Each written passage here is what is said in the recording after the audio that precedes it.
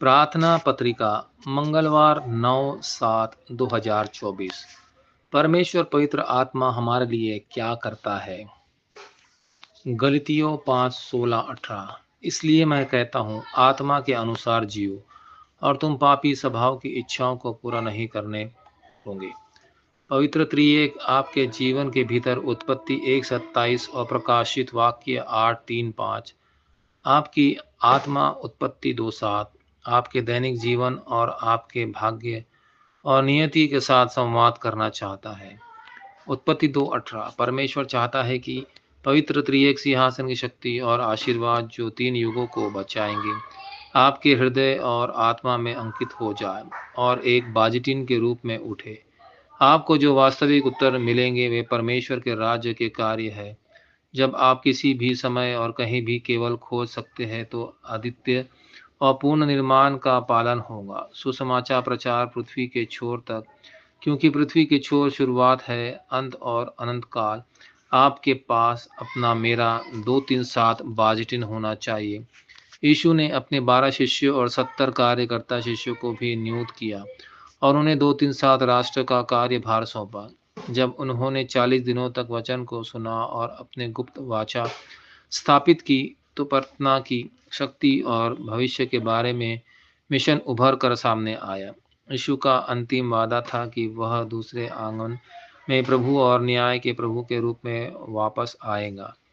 प्रेरितों 1:11 जब आप इस वाचा को थामे रहेंगे और इस पर ध्यान केंद्रित करेंगे तो आप 3 पर्वों फसह, पेंटिकोस और इकट्ठा करने का पर्व का अनुभव करेंगे। और प्रेरितों 2:1-4 वचन और प्रार्थना वास्तविक उत्तर बन जाएंगे। प्रेरितों 2:17-18 इसलिए रविवार की उपासना के दौरान आपको प्रेरित की शिक्षाओं का पालन करेंगे, संगति करने, रोटी तोड़ने और पूरी तरह से प्रार्थना के प्रति समर्पित होने की आवश्यकता है। प्रेरितों 2:42 पहला, पवित्र आत्मा के कार्य क्या है। पवित्र आत्मा ने संसार की रचना से पहले ब्रह्मांड पर शासन किया और इसकी रचना के दौरान मौजूद था। उत्पत्ति 1:26-27 आप परमेश्वर के राज्य के वचन को केवल पवित्र आत्मा के द्वारा ही समझ सकते हैं। यूहन्ना 3:5 पवित्र आत्मा आप में रहता है। पहला कुरिन्थियों 3:16 आप उनसे मुहर के साथ चिन्ह किए गए हैं। इसलिए फीसियो 1:13 और आपको उसने जमानत के रूप में दिया गया है जो आने वाली चीज़ों की गारंटी देता है। दूसरा कुरिन्थियों 5:5 वह हमेशा आपके साथ है और जब आप आराधना और प्रार्थना करते हैं तो आपका सामर्थ्य देता है। पहला कुरिन्थियों 2:1-12 पहला यूहन्ना 2:20-27 और यूहन्ना 14:26-27 वह आपको प्रेरित भी करता है, आपकी कमजोरियों को जानता है और प्रार्थना के जरिए आपकी मदद करता है। रोमियो 8:26 इसके अलावा वह आपको ताकत और अधिकार देता है ताकि आप पृथ्वी के छोर तक गवाह बन सके।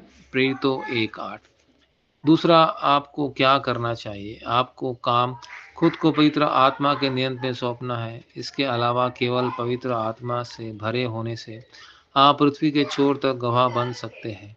प्रेरितों 1:6-8 भले ही आप बचाए गए हो, आप शरीर और संसार विचारों का अनुसरण करना जारी रखते हैं। गलतियों 5:17 इसलिए आपको हमेशा पवित्र आत्मा के साथ चलना चाहिए और यीशु के नाम पर इकट्ठा होना चाहिए। मत्ती 18:18-20 आज से आपको इस वचन को अपने जीवन में लागू करने और उत्तर और उपचार प्राप्त करने की आवश्यकता है, क्योंकि परमेश्वर आपको अपने शुभकामनाएं देता है, उन्हें पूरा करता है और उन्हें पूरा करता है। फिलिपियों 2:13 वाचा प्रार्थना प्रिय परमेश्वर, मुझे अपना मंदिर बनाने और अपनी इच्छाओं को मेरे भीतर रखकर मुझ में काम करने के लिए धन्यवाद। आज से कृपया मुझे उपचार के कार्य और सबूत प्रदान करें और मुझे अपने चर्च को बचाने में मदद करें।